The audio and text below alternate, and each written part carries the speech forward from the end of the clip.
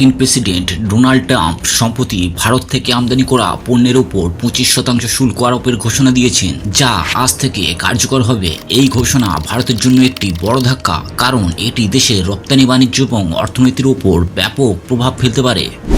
Trump এমনকি Russia থেকে তেল ও সামরিক সরঞ্জাম কেনার জন্য ভারতের বিরুদ্ধে অতিরিক্ত জরিমানার হুমকিও দিয়েছেন। এই পরিস্থিতিতে ভারত কি করতে পারে, এই বিশ্লেষণে আমরা এই প্রশ্নের উত্তর খোঁজার চেষ্টা করব। চলুন শুরু করা যাক।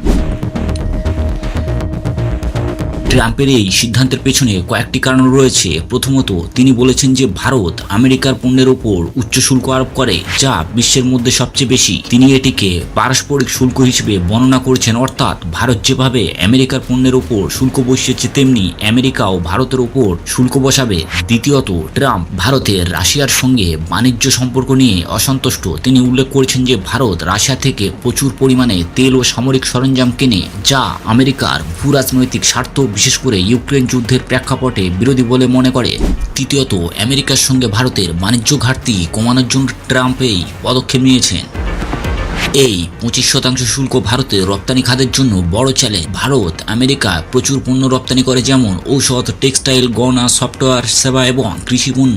এই শুল্কের ফলে এই পণ্যগুলোর দাম আমেরিকার বাজারে বেড়ে যাবে, ফলে চাহিদা কমতে পারে। এটি ভারতের রপ্তানি আয় কমিয়ে দেবে এবং কোম্পানিগুলোর লাভের পরিমাণ কমে যাবে। এছাড়া এই শুল্ক ভারতের অর্থনীতিতে মুদ্রাস্ফীতি বাড়াতে পারে এবং কর্মসংস্থানের উপর নেতিবাচক প্রভাব ফেলতে পারে। রাশিয়ার সঙ্গে বাণিজ্যের জন্য জরিমানার হুমকিও ভারতের কৌশলগত স্বাধীনতাকে চ্যালেঞ্জের মুখে ফেলেছে। ভারত এই পরিস্থিতি মোকাবিলায় কয়েকটি পদক্ষেপ নিতে পারে, যেমন বাণিজ্য চুক্তির জন্য আলোচনা জোরদার করা। ভারত ও আমেরিকার মধ্যে বাণিজ্য চুক্তি নিয়ে দীর্ঘদিন ধরে আলোচনা চলছে, কিন্তু এখনও চূড়ান্ত সিদ্ধান্ত হয়নি।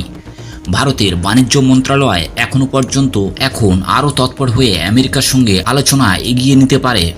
এই চুক্তির মাধ্যমে ভারত আমেরিকার পণ্যের ওপর শুল্ক কমাতে পারে এবং বিনিময়ে আমেরিকাও ভারতের পণ্যের ওপর শুল্ক কমাতে পারে।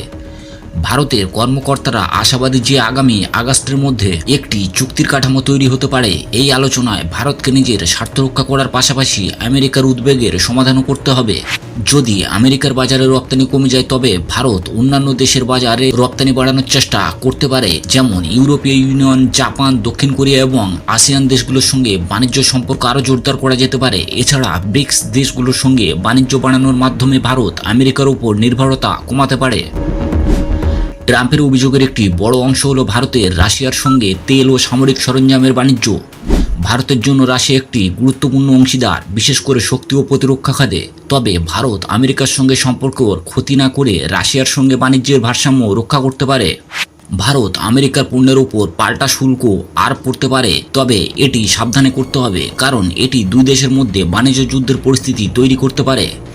ভারত আমেরিকা থেকে আমদানি করা কৃষিপণ্য, প্রযুক্তিপণ্য বা সেবার ওপর শুল্ক বাড়াতে পারে, যা আমেরিকার কোম্পানিগুলোর উপর চাপ সৃষ্টি করবে।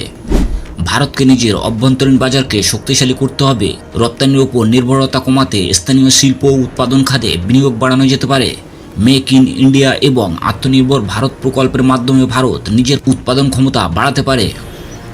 এই শুল্ক আরোপের ফলে ভারতের সামনে কিছু চ্যালেঞ্জ রয়েছে। প্রথমত, আমেরিকার সঙ্গে বাণিজ্য চুক্তি করা সহজ নয়, কারণ দুই দেশের নিজস্ব স্বার্থ রয়েছে। দ্বিতীয়ত, রাশিয়ার সঙ্গে সম্পর্ক বজায় রাখা এবং আমেরিকার উদ্বেগ মেটানোর জন্য ভারসাম্য রক্ষা করা কঠিন।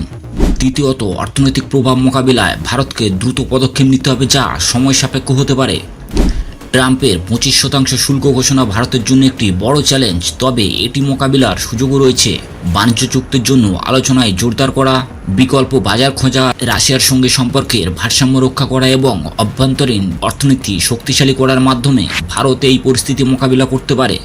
ভারতের কৌশলগত এবং কূটনৈতিক দক্ষতা এখন পরীক্ষার সম্মুখীন। সঠিক পদক্ষেপ নিলে ভারত এই দুই সংকটকে সুযোগে পরিণত করতে পারে।